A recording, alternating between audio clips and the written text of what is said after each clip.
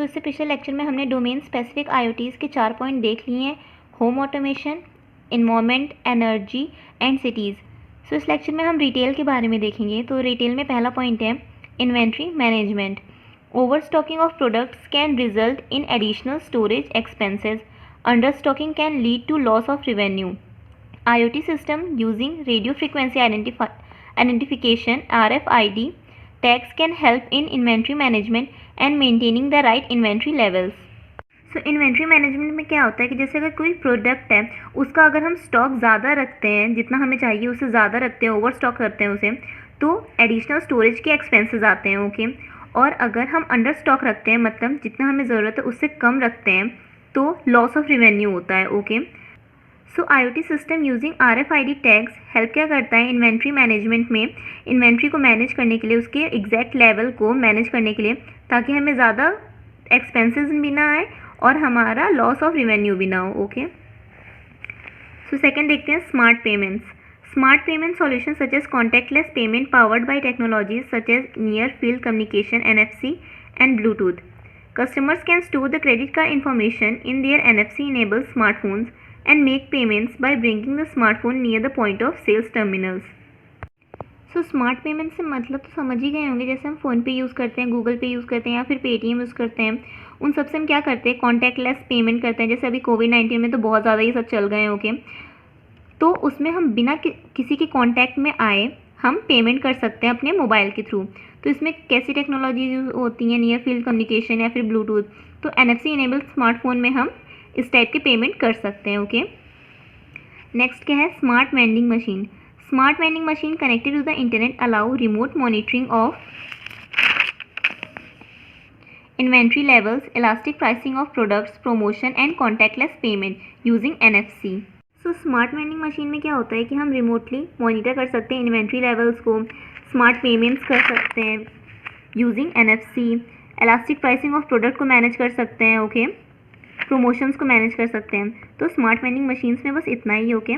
Next देखते हैं logistic. सो logistic में पहला पॉइंट क्या है, route generation and scheduling. Route generation and scheduling systems can generate end-to-end routes using combination of route patterns and transportation modes and feasible schedules based on the availability of vehicles. As the transportation network grows in size and complexity, the number of possible route combination increases exponentially. IoT-based system backed by the cloud can provide fast response to the route generation queries and can be scaled up to serve a large transportation network. So route generation and scheduling में क्या होता है कि जैसे कि हम Google map use करते हैं, तो उसमें अगर हमें एक जगह से दूसरी जगह जाना होता है, तो उसमें हम कौन सा बेस्ट रास्ता रहेगा, कौन सा बेस्ट रूट रहेगा, वो देखते हैं कि मतलब हम किस रूट से जल्दी पहुंच सकते हैं। तो ये रूट पैटर्न को फाइंड करना using combination of route patterns, transportation modes को देखना कि मतलब किस ट्रांसपोर्टेशन मोड से हम कितने टाइम पे पहुंच सकते हैं, ये सब किस में आता है, रूट जनरेशन एंड शेड्यूलिंग में। तो जैसे जैसे ट्रांसपोर्टेशन नेटवर्क बढ़ता जा रहा है, रोड्स बनते जा रहे हैं, वैसे वैसे number of possible route combination भी इंक्रीज होता जा रहा है, okay. So IoT based system जैसे कि हमारा हो गया गूगल मैप, ओके। तो ये सब क्या होते हैं, ये बैक्ड बाय द क्लाउड होते हैं, ओके। और ये प्रोवाइड करते हैं क्या, fast response to the route generation queries and can be scaled up to serve a large transportation network, okay. सीधा सा इसका एग्जाम्पल गूगल मैप ही है, ओके। सो नेक्स्ट क्या है fleet tracking. Vehicle fleet tracking system uses GPS technology to track the location of the vehicles in real time. Cloud based fleet tracking system can be scaled up on demand to handle large number of vehicles.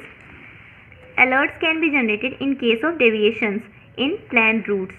So fleet tracking में क्या होता है कि जैसे कि हम Zomato use करते हैं, स्विगी यूज़ करते हैं, ओके। तो उसमें हम देखते हैं कि हमारा ऑर्डर कहाँ पे पहुँचा है। तो वहाँ पे क्या हो रहा है कि जो भी इंसान है, मतलब जो भी हमारा डिलीवरी बॉय है, ओके, उसके लोकेशन व्हीकल की, ओके। तो व्हीकल फ्लीट ट्रैकिंग सिस्टम में यही आता है। तो ये क्या यूज़ करता है, GPS टेक्नोलॉजी यूज़ करता है ट्रैक करने के लिए, क्या, location of vehicle, okay. So fleet tracking system cloud based होने की वजह से अगर नंबर ऑफ व्हीकल्स में इंक्रीज होता है तो उसको हैंडल करने के लिए हम इसको स्केल कर सकते हैं on demand, okay.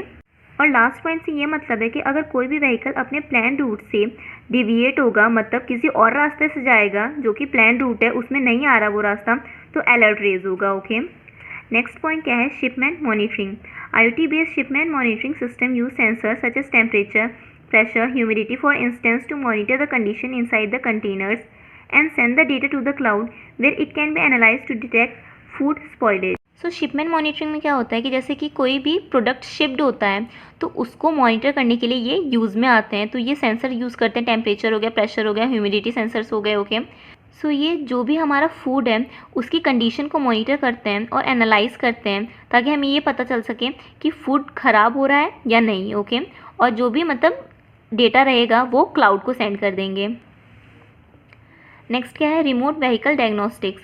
This system can detect faults in the vehicles or warn of impending faults.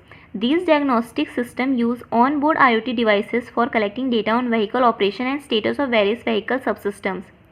Such data can be captured by integrating on-board diagnostic system with IoT devices using protocols such as CAN bus. So remote vehicle diagnostic क्या detect करता है? Faults in vehicle, okay. तो ऐसे diagnostic system data collect करने के लिए on board IoT devices use करते हैं, ओके।